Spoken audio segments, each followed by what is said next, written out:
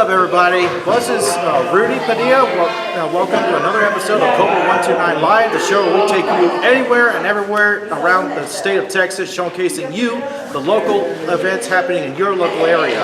I'm here with SSCOT, the Sith Shadow Council of Texas, to showcase you a cosplay event happening right now in your local area. I'm here with Robert, the leader of the organization. What can you tell us about this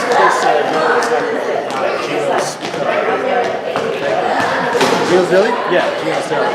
Okay. Sith Shadow Council of Texas, SSCOT, was founded about 10 years ago. We wanted to give back to the community and provide service for those that cannot provide for themselves. We are a Star Wars fan group. We do a lot of birthday parties, charity walks, runs, Comic-Cons, and a lot of other events. As you can see behind me, a lot of my group is with me. We're here celebrating my birthday today. And so I really appreciate them coming out for the support and the love. And this is what we do. We do this for everyone that requests us. We are the Star Wars group. So we're happy to be here. We do practice 2 times a week over at St. Nova's Park in Balcones Heights, Tuesdays and Thursdays. We do practice lightsaber drills. We teach kids from the ages of 8 and up. We also do skits or we do big events.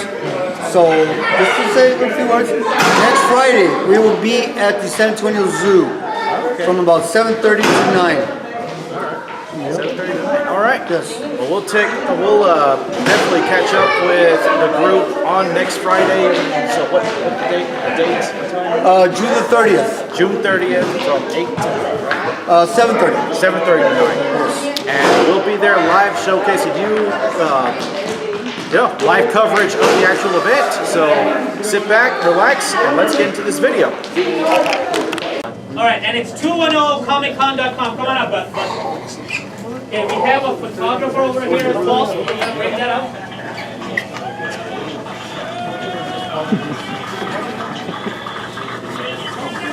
Let's see if I can get that. There we go. The room was preoccupied. Yeah, definitely.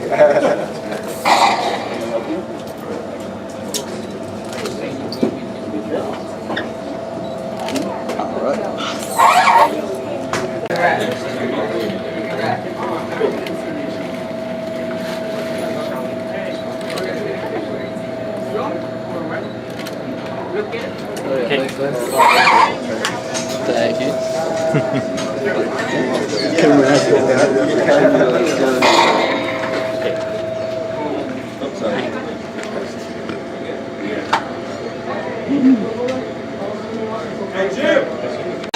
All right, official Comic-Con picture here.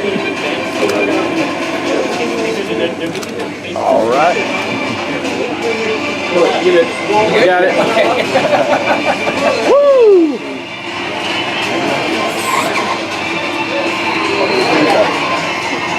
And we got more.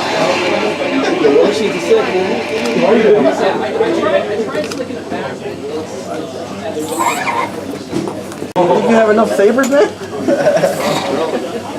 Oh, snap.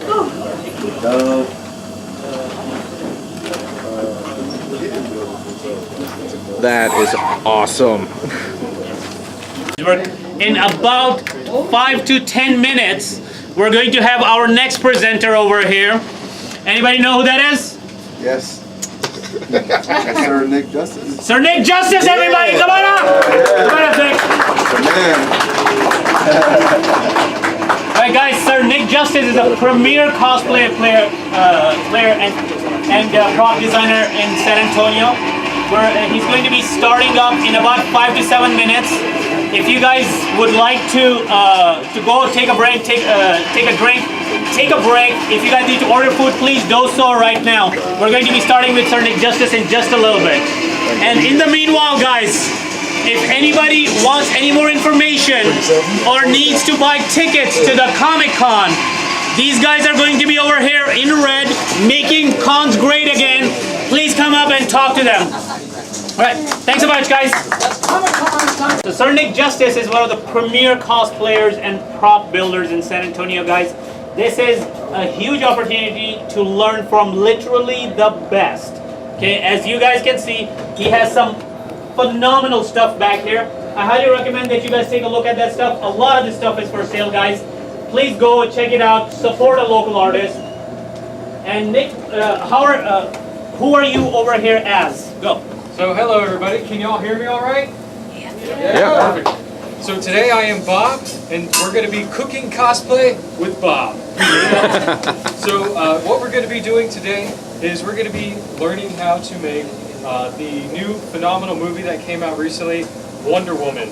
So we're going to be making some of her gauntlets as well as a tiara for you to use for cosplay. Some of the elements I'll be going over today, you can apply for your own costume builds or prop builds. And what you'll be seeing behind me and around is going to be my slideshow that was presented here by Geno's and Drop the Spotlight. You can find me on all forms of social media such as Twitter, Instagram, YouTube, and Facebook. So let me go ahead and get started here. Okay. So to anybody out there, do you not know what cosplay is? Can I get a show of hands? Okay, so cosplay is basically the form of dressing up as a character from either a comic show, a TV show, movie, maybe even fan fiction. So basically we like to dress up like it's Halloween, but it's not. And what the first step to do in any type of costume is you have to do lots of research. There are costumes out there that I've built where nothing exists currently, and so I had to come up with something to be the first one to make some sort of pattern. But luckily I did find some patterns online, so that way you can minimize the pain of creating a pattern, and it's all ready for you to print, download, and cut. So once you have your template, which is going to be probably the longest part of any costume, especially if you have to make it on your own. But luckily we have that here for us already cut out. So what we have here are multiple layers in which we'll be doing on a piece of foam. Now, I personally didn't pay any attention to foam growing up because I thought, like, who uses this stuff anyway? But foam is a very cheap source of material that you're able to use, and even if you're making a costume and you mess up, that's okay because it's cheap. So you can do this over and over and over, and I know personally I did too. So what we're going to do is we're going to take this piece of foam and we're going to start applying the templates that I was talking about earlier. So currently, when you have your template all cut out nice and you're ready to put it on a piece of foam, what I suggest is you're going to start applying those Tetris rules that you learned playing as growing up. And you're going to take your safety pins that you can buy at Joann's, Hobby Lobby, just about any craft store, Walmart too, and I suggest pinning it down.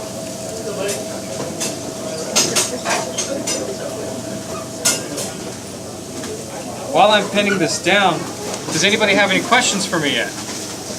Pretty straightforward. I did want to talk about a little bit of what you might see over here to the left. You'll see the Batman costume completely made out of foam, but instead of using this thin foam, you're going to use the foam I'm using underneath as a cutting board currently.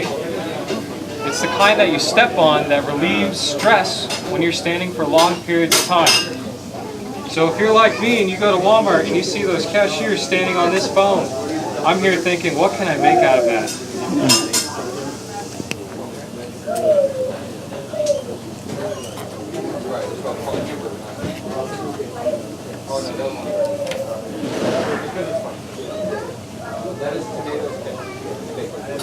The key to this is always being able to minimize the amount of space that you're going to be using. So that way you can fit as much of all these templates on there as much as possible.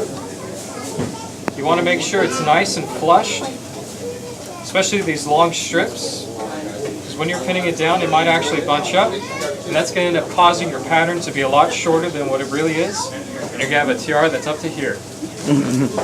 Yes, sir. Long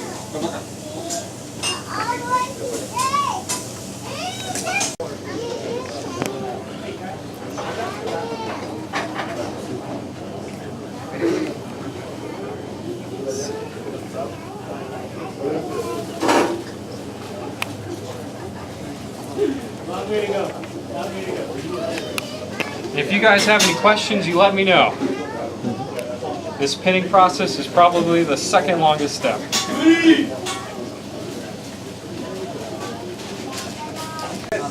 But typically, I love to use spray paint.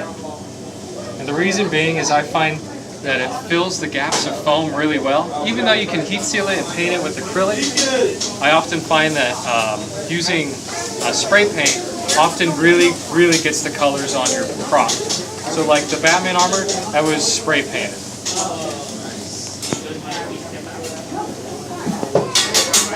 Do you have pants for the Batman armor?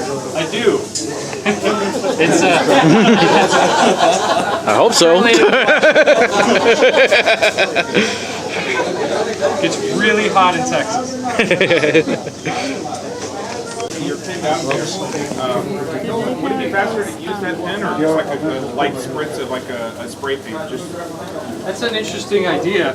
I've never personally thought of that myself. I typically just old-fashioned and just trace everything. It doesn't take too long. You just gotta rub it along the pattern. Have you ever done that yourself yet? Yes. Yes, I have. That's really cool. I know some people, what they do instead of using pins is they use the tacky spray paint and then just stick the pattern on there and it sticks by itself. But for some people it could be an issue for like health because of the chemicals and all that. Yeah. I guess you have to do it somewhere ventilated or something. Exactly. Yeah.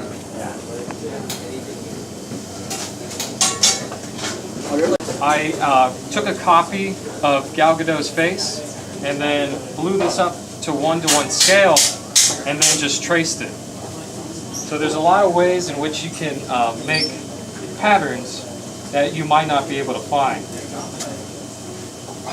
What I suggest when you're looking for patterns is if you're on Facebook, there's a lot of groups out there called like the Replica Prop Forum, the Pepakura Depository, the Pepakura Library, cosplay pages in general. And if you simply ask a question, there's bound to be multiple answers. Like right now, the other day I was seeing somebody was wanting to cosplay Mira from the Justice League. Mira is Aquaman's wife, and they were having a discussion on what color the green of her pants are. So there's a lot of people that will get the nitpicky details of a costume just so they can be 100% screen accurate.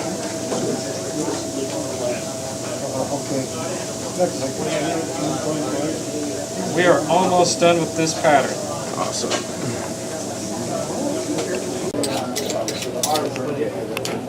So theoretically, if I sharpen this correctly, this should cut like butter.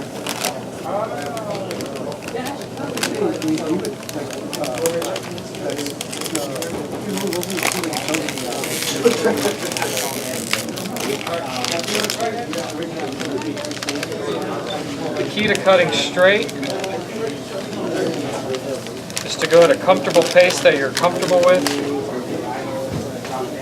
So that way you don't have any wiggly lines when you're going back and forth.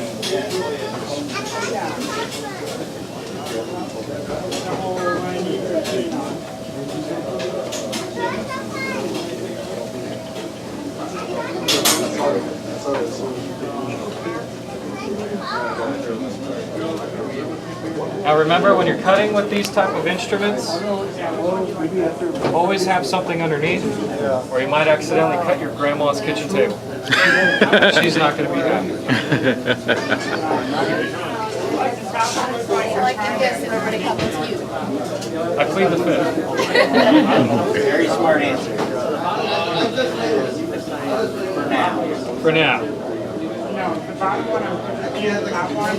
And honestly, you can use anything as a cutting table. It could be I'm a type of person that likes to use stuff that's gonna be trash or recycled. So I would have easily picked up like a box or like a bunch of newspapers or something like that to use as my table. In this case, I used a piece of foam. Nice. 5 minutes.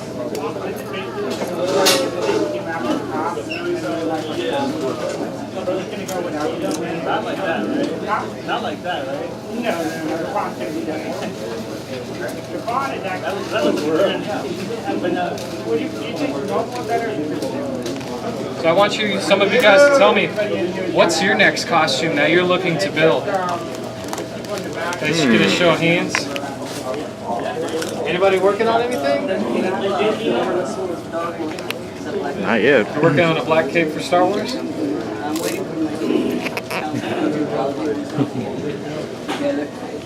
I know capes are one of my favorite things to wear. I'm usually Superman, so every time that gust of wind hits, I'm like, yeah. The Chicano blob.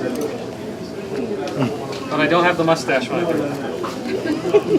This was strictly for Bob. The Chicano version of the blob. The Bob? The blob from X-Men.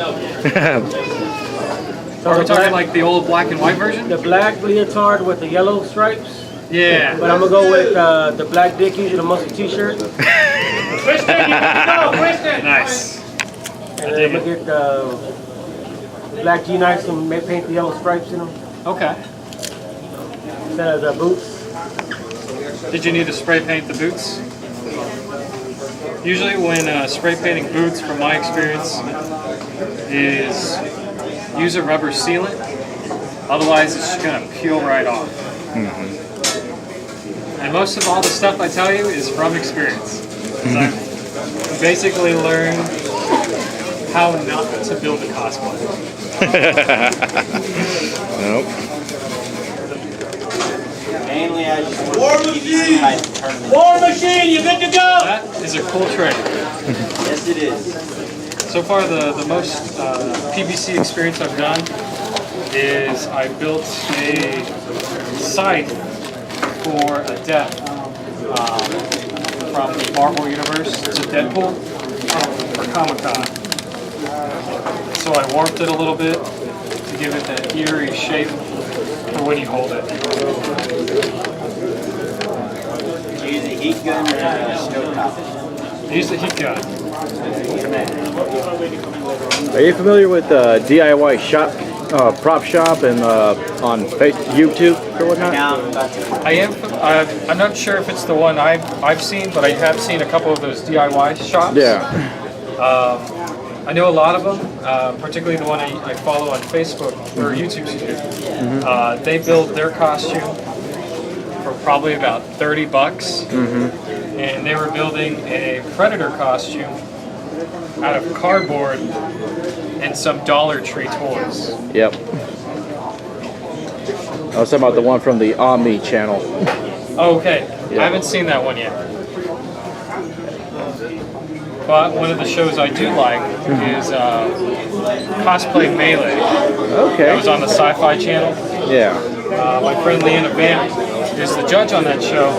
Okay. And so we're really hoping that a season 2 comes out, because they do some great tutorials, things that I never even knew when they were building their armor.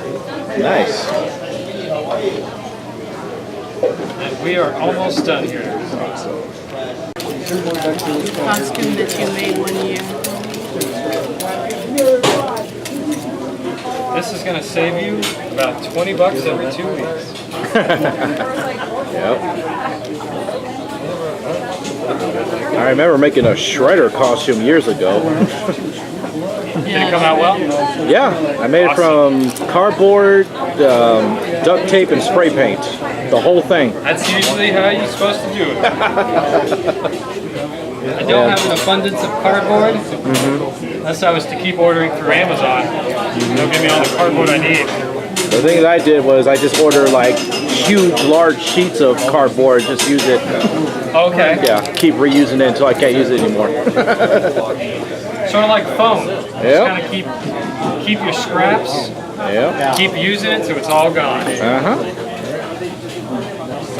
The next one. You just watch them ready. But the mess is... yeah. And this is stuff you can do on your spare time.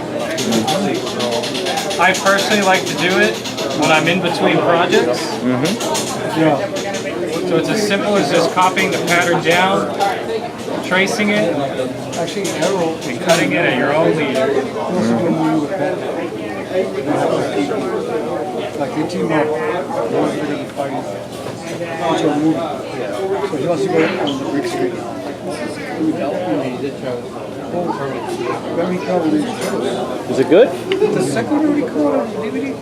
Which is not always the case, is it's going to be layer based. So what that means is we're going to take each and every single one of these pieces and start gluing it on top of each other to make a three-dimensional object.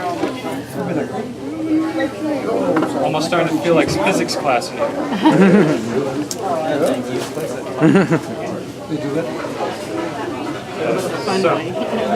So the beautiful thing about this pattern is they are going to be numbered.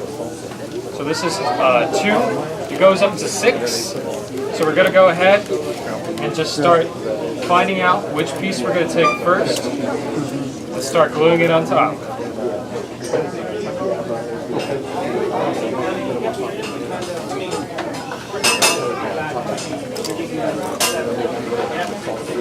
All right. So let me go ahead and plug in my glue gun. And I'm going to move over here.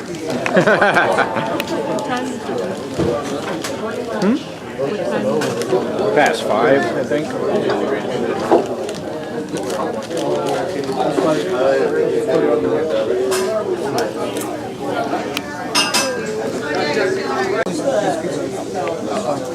One time, I brought home, I was over at the Taco Cafe on Michael, next door to Chicago. So I got the extra large, and get great taco.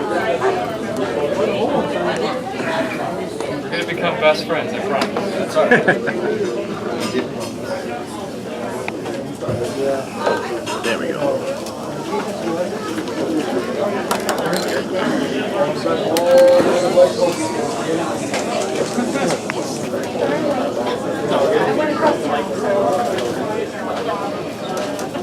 Gotta do it handheld.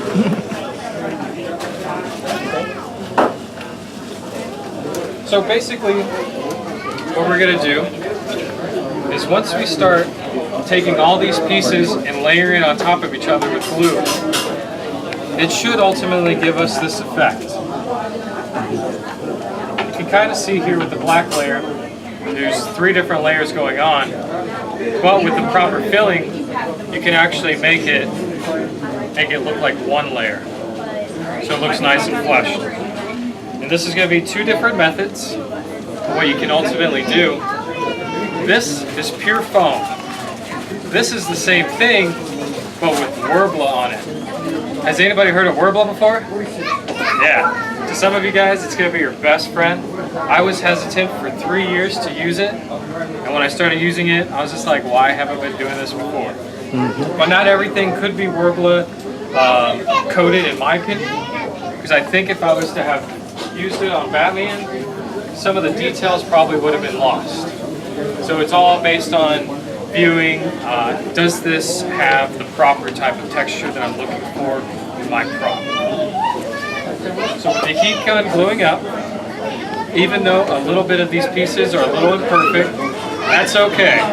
As Bob Ross would have said, you know, they're just happy little mistakes. And so we're going to take these pieces and start gluing it one by one. So this is going to be our first piece, and we're going to be gluing it on the base. So this is going to be our base layer. That's going to be the ultimate backing, basically right here.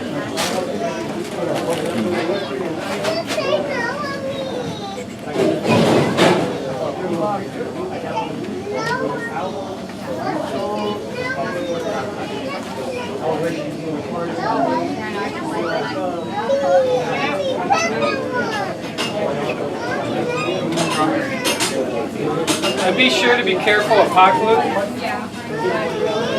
If you've never used a hot glue gun before, these things like to drip on your flesh. And it is not pretty.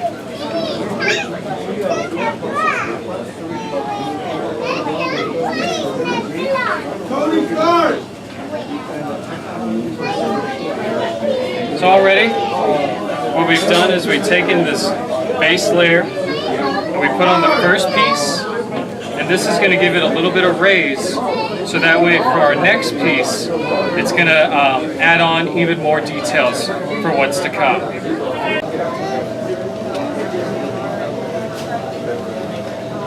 Luckily, that glue doesn't set right away or whatever, so you can move it a little bit. What was that? You don't have to worry about it setting right away, so you can move it a little bit. Oh, exactly. Yeah. So you do got to make sure that it doesn't, when you're like moving it, it doesn't automatically just flop on there. Just getting it off could make your project look less attractive. Yep. And all this is from experience. You're doing it, you're like, oh, gotta start all over. That's okay, because it's fun. Yep. That's right, General.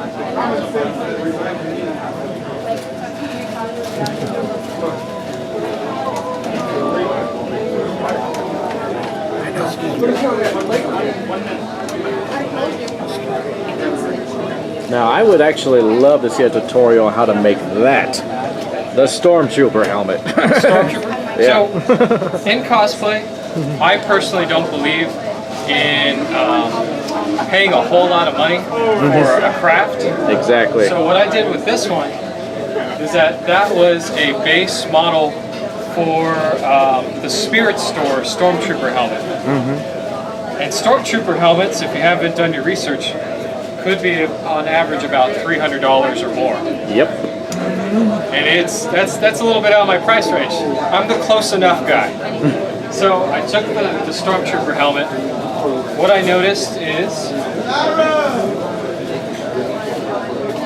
it's split in two halves. There's a lot of things you can do to make it not two halves. What I did is I glued it so it's as flushed as possible. I could go in there and fill it with like epoxy or Bondo or anything like that. It'll smooth it out. And then for the teeth, for whatever reason, they were blue. And it's supposed to be gray. So I went in there and hand painted it. The little black sections between the teeth, there was nothing there. So I took a piece of mesh, colored it black if it wasn't already, stick it on there. And then for the eyes, they were really bug-eyed. It was weird. Like bubbled. It looked like a bug. And so I took those out, and then I made a pattern. And I took some car window tint and replaced the eyes. Nice. Very nice. So we got the third layer on. We're almost done. So number 4. Sunglass lenses work too if they're the right shape. They do. In fact, my next build that I'm going to be The working teardrop on ones. is a X-Fighter helmet. So I'm really looking forward to that. So something I do kind of want to avoid here is that number 4, this particular layer needs to be as close to perfect as possible, because as the more layers we get, it's going to be a lot harder to sand. And when you sand, this will cause some minor cosmetic damage to your tiara, which for some people is fine, because Wonder Woman is kind of a warrior. So she's been in fights, she's been alive for all these years. So let me go ahead and get my blade.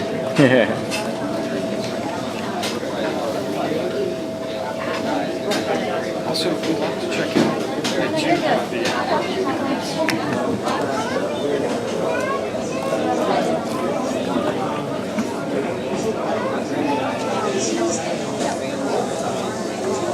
so we're good. All right.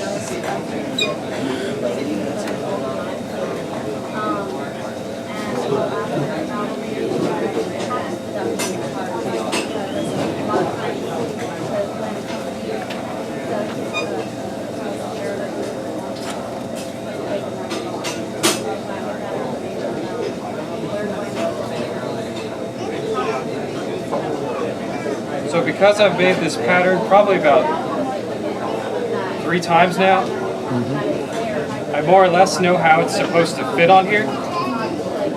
What you should always do is before you glue things down is basically see how it's supposed to sit. So basically this corner is supposed to be fairly close to the corner in the back, so that way it gives it a nice look to it, rather than being like way off to the side or looking like it's trying to do the YMCA or something.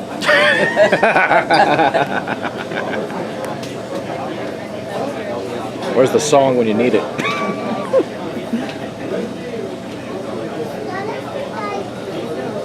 Okay, so layer 4 is down. You're almost done.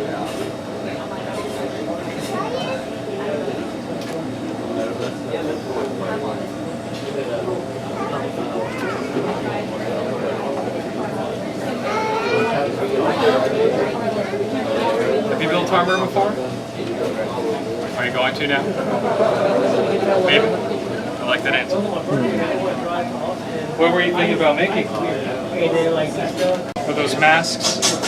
Those are hot.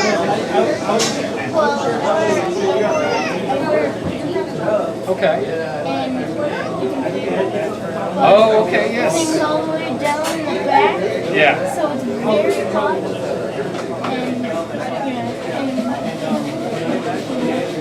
It's like having your own personal sauna, isn't it? I have one of those inflatable dinosaur costumes, but instead of just being a regular dinosaur, I decided to paint over it, so I made it a Deadpool dinosaur. Or as I like to call it, Dino Pool. Nice. I love it.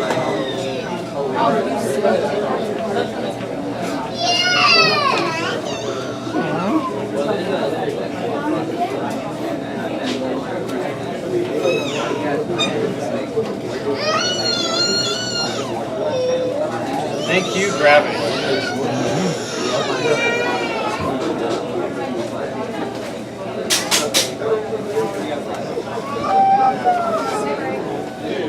The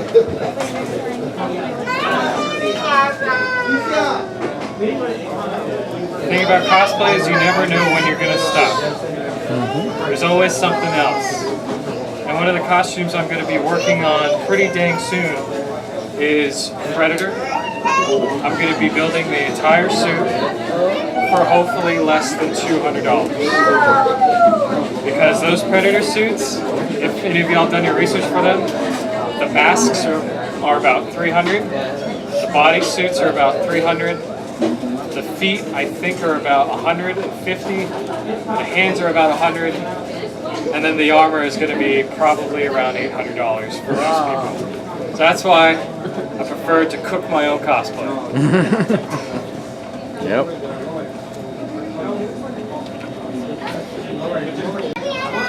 It's just because when you tell somebody like, oh, where'd you get that? I made that. Feels good. Feels good, exactly.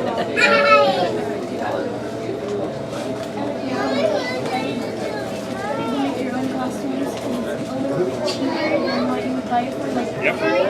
Like if you buy a body costume, the head, the body, the hands, the paws, and the feet, it's about $2,000. If you want a really good one, and then you can get a fan in the head. Oh, okay. And moving jaw. Yeah. I don't. I have seen the moving jaw ones, those are pretty cool. But if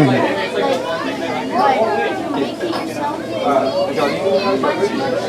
And then you just put the fur on it, and it's much cheaper to the head. Yeah.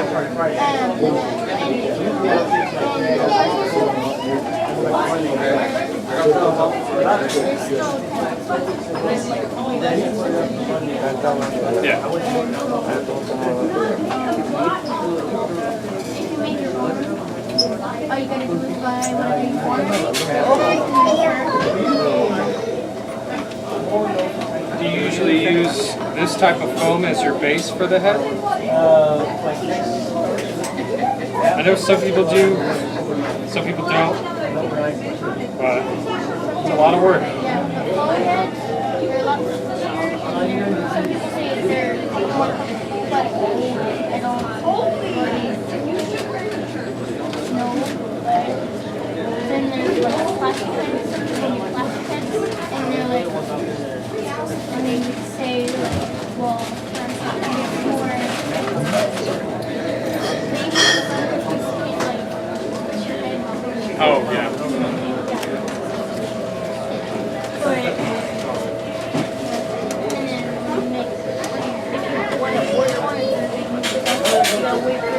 Oh, you have to wait like 4. I know Power Ranger costumes can take up to 7 months if you're trying to pre-order something custom.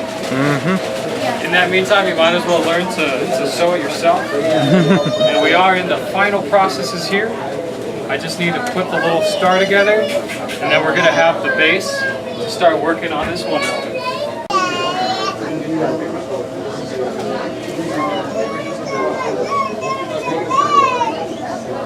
It's good with the wide angle lens too.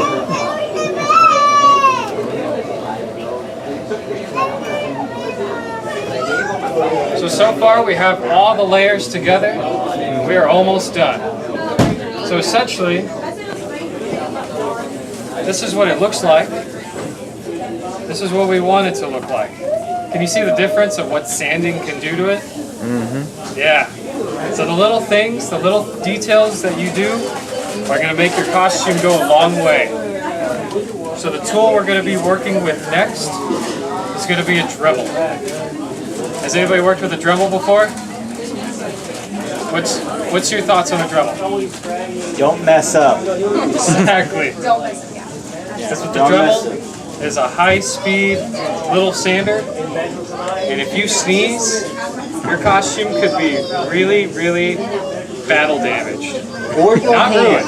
ruined. Or your hand. And so what I'm doing right now is, because this is going to go against your forehead is not a plank. It's a little round. So we're just going to bend it just a little bit.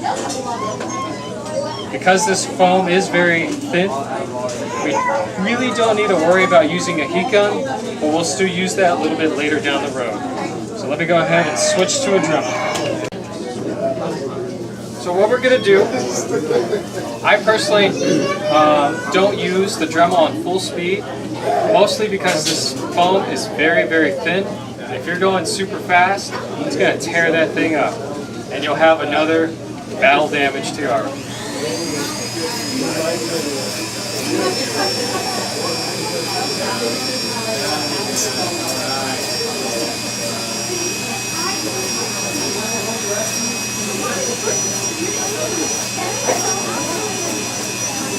So what we're going to want to do is those two layers that you combine, is we want to make it as flushed as possible. So you're just going to take your Dremel and slowly go along the edge, real slowly.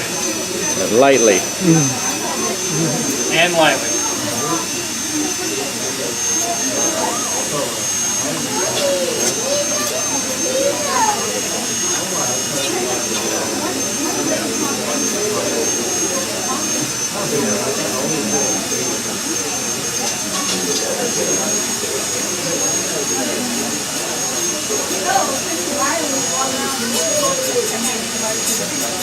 For these little corners, instead of going like this, you're going to switch the angle. That way you can get nice and in there. And then switch back.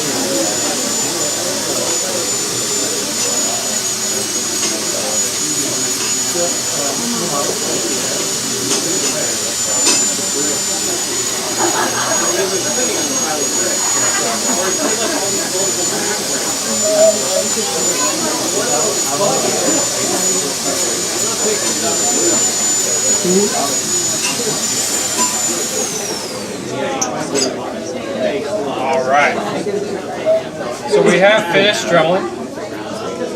For some of these little frilly things, as I call them just the frillies, I'm just going to kind of pull them off. They'll rip right off. just the big ones. For the tiny ones, you really don't have to worry about them too much. Mostly because for the next step, the heat gun, it's going to basically melt those off. Now you can be as hardcore as you want when it comes to using a heat gun. I've seen people use a butane torch to basically do the same effect as a heat gun. And what I'm doing right now is I'm kind of already pre-shaping the tiara to be curved by rubbing it against my finger and creating a little bump. So instead of being flat, looking like that, it's going to be nice and curved for our forehead. And thank you for being my head model. For the most part, with beginner heat tools, is you're going to have two settings, low and high. I usually like to use high, mostly because I'm comfortable with it. And with any heat gun, you really need to be careful, because if you leave this on, you're probably going to burn the place down. If you put this down right after you heat something up, you will melt something. And I accidentally did that with one of my Groots before. It was not pretty. He basically started looking like a rocker Groot.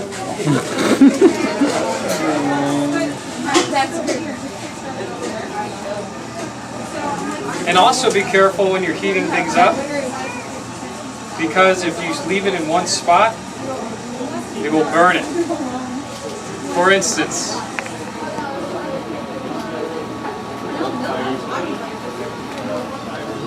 I don't know if you can see with the sheen from the light, but it changes the texture of it and basically makes it a little warped.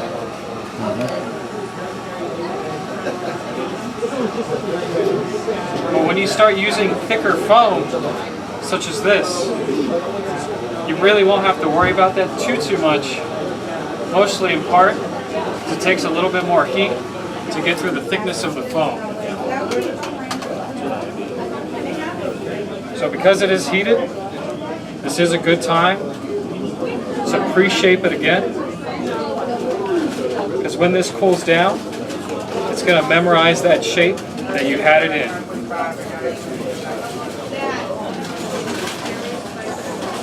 So for instance, that little warp section, if I just bend it back, it's good as new.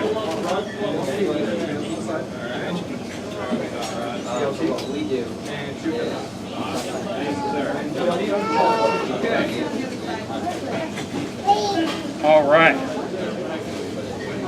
So at this point, you have your base tiara.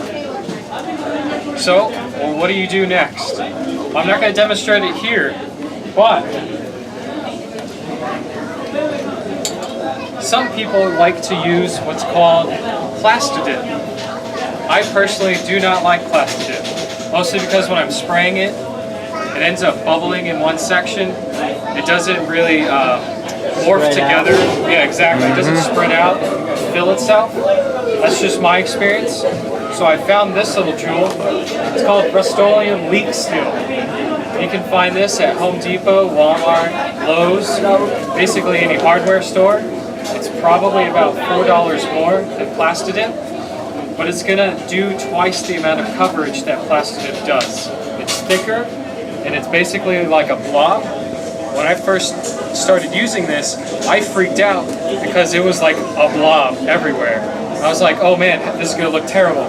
Well, don't worry, because as it's drying, it fills itself out and then starts to be sucked into the material itself. So for instance, this has already been leak sealed, which basically, because I went over with light coats, that's what started making this section right here flushed against each other. And that's another reason why you want to coat it. Not only does it do stuff like that, such as making it very uniform, it's also going to be your base coat for when you start using spray paint or acrylic paint. So basically, at this point, because we have used leak seal, and I just went over it with a quick coat of gold, I can go ahead and start doing some hand painting now. So let me go ahead and switch back to the other table. Is to get from point A to point B, we're going to do what my favorite thing to do in any prop is to blackwash. Okay. What blackwash does, it's going to take your costume to the more realistic movie-ready feel because it's nice, dirty, gritty, and there's no need for a Snapchat filter for that. So what I'm going to do Snapchat. is I'm going to use a little bit of water in a cup, Okay. a brush, and some black acrylic paint, hence the word blackwasher. So I'm going to go ahead and put this on a napkin so that way it doesn't make a big mess. And what I'm going to do is I'm going to get my brush nice and wet, get rid of all the extra droplets, take just a little bit of black paint, dip it in the water, and you're basically going to turn this gold tiara into a black tiara. But don't freak out, because it's going to be A-okay.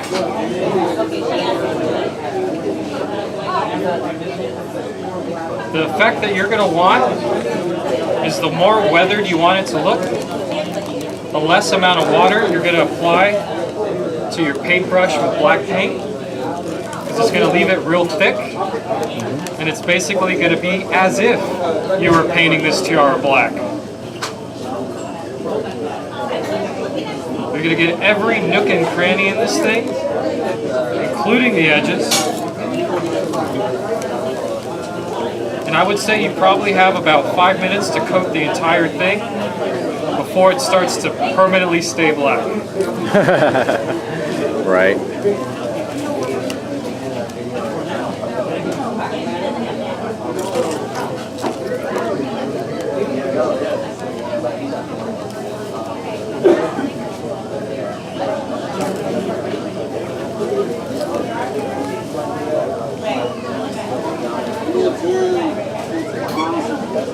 What do you think? Pretty black, right? Mm-hmm. So we're going to go ahead and we're going to undo everything we just did lightly. So you're going to take your napkin and you're just going to slowly rub it off. If somebody was to see you doing this, they're going to be like, wow, you stink at taking this off.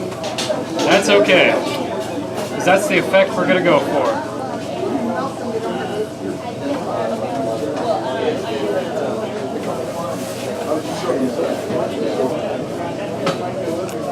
So every crevice that you make should technically be just about black. And on the outside here, you're going to leave just a little bit of black there to make those details pop out. So right here, I'm just going to slowly take a little bit of the black away. Say hi, Liz!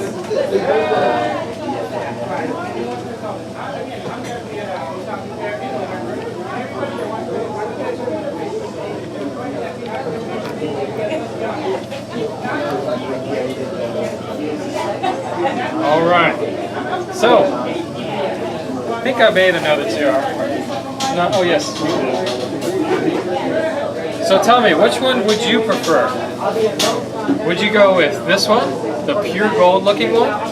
Or would you want to go with the weathered one? Exactly. So basically, by weathering it, you are going to make it look older, you're going to make it more screen ready, and it's basically going to be ready for the next DC film. So at this point, all it is just a matter of taking a little bit of elastic band, using your hot glue gun, and taping a little bit of glue here, and a little bit of glue here, and connecting it. So once it's dry, you are ready.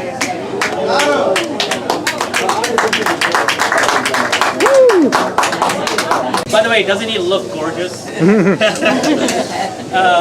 So guys, follow him on Instagram. How can they follow you? Yes, you can follow me on Instagram, Facebook, Twitter, YouTube, all with the universal name Sir Nick Justice. Just send me a message if you have any questions, inquiries, if you're interested in having me commission something, so that way I can make your next costume piece, or if you're just looking for a little bit of advice or friendly hello, just message me, guys. Zoom in on that. All right, thank you so much, guys. We're gonna go ahead and switch it over to the next performer. Alright, thanks a bunch, guys. Alright guys, up next is going to be Jump Army. They're going to be performing in about 10 to 15 minutes. Oh, that's okay. Yeah. That, yeah. Okay. What's up, everybody? This is Rudy Padilla. Welcome to another episode of Cobra 129 Live, the show where we take you anywhere and everywhere around the state of Texas, showcasing you the local events happening in your local area. I'm here with SSCOT, the Sith Shadow Council of Texas, to showcase you a cosplay event happening right now in your local area.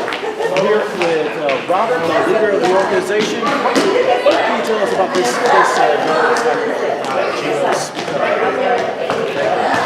Gino's Deli? Yeah, Gino's Deli. Okay. C0BRA129 Council of Texas, SSCOT, was founded about 10 years ago. We want to give back to the community, provide service for those that cannot provide for themselves. We are a Star Wars fan group. We do a lot of birthday parties, charity walks, runs, Comic-Cons, and a lot of other events. As you can see behind me, part of my group is with me. We're here celebrating my birthday today. And so I really appreciate them coming out for the support and the love. And this is what we do. We do this for everyone that requests us. We are the Star Wars group. So we're happy to be here. We do practice 2 times a week over at Nova's Park in Balcones Heights, Tuesdays and Thursdays. We do practice lightsaber drills. We teach kids from the ages of 8 and up. We also do skits, or we do big events. So just to say a few words, next Friday we will be at the San Antonio Zoo from about 7:30 to 9. 7:30 to 9. All right. Yes. Well, we'll definitely catch up with the group on next Friday. So what date? The dates? June the 30th. June 30th from 8 to 7:30. 7:30 to 9. And we'll be there live showcasing you, live coverage of the actual event. So sit back, relax, and let's get into this video.